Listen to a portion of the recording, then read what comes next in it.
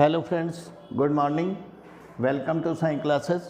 Friends, आज मैं आपको लीगल पैसेज ऑफ स्टेनोग्राफी का 100 वर्ड पर मिनट के हिसाब से मैं शेयर कर रहा हूं दोस्तों। Let's going to start. Then 5 second, 4 second, 3 second, 2 second, 1 second. Start please.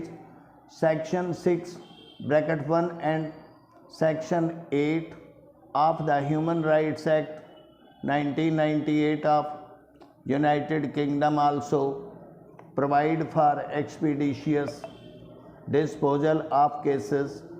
Full stop. The effect of non-fulfillment of requirement that a criminal charge be heard within a reasonable time came up for consideration recently before the House of Lords, wherein it was held that the remedy as regard breach of reasonable time guarantee would depend upon the fact involved in each case.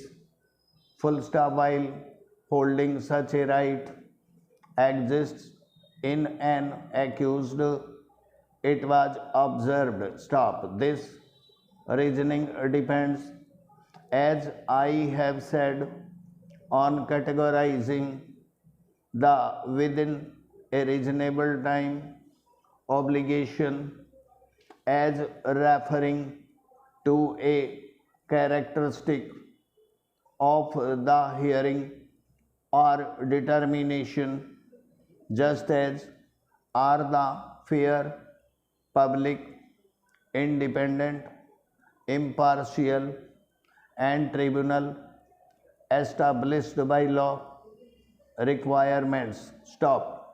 It is the categorization which I suggest is fundamentally wrong. Stop. A within a reasonable time obligation relates to a quality of the performance, not to the arbitrates of the service or article. Here the hearing or determination to be provided by the person under the obligation. Stop.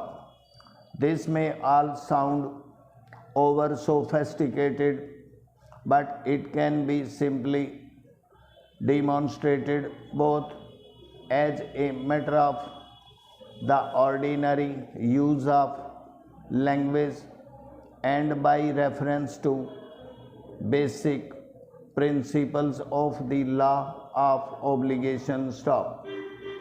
In India, such a right of expeditious disposal of contained in Article 21 of the Constitution, the relevance whereof for the purpose of interpretation of the Act cannot be minimized. Full stop. CJ opined that rule against retrospectivity cannot be applied to legislations which are explanatory and declaratory in nature. Stop. The decision approves of the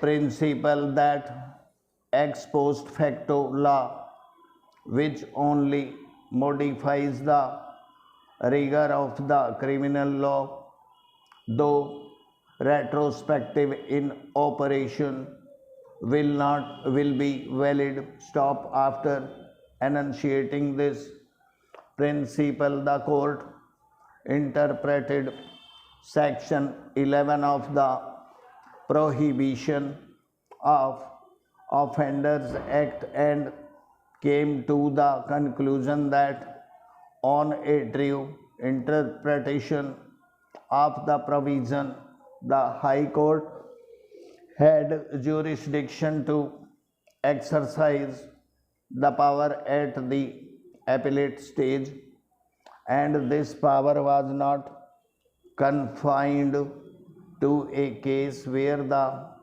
trial court could have made that order stop. The phraseology of the section was wide enough to enable the appellate court or the high court, when the care came before it, to make such an order stop. We therefore do not find that made a departure from the well settled principle that no person shall be convicted of any offense except for violation of a law in force at the time of the commission of that act charged as an offense,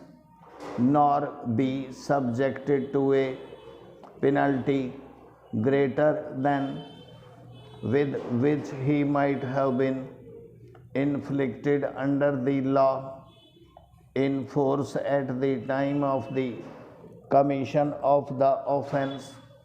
Full stop. This court only laid down the principle that an ex post facto law which only mollifies the rigor of a criminal law did not fall within the said prohibition, and if a particular law made a provision to that effect, though retrospective in operation, it will be valid.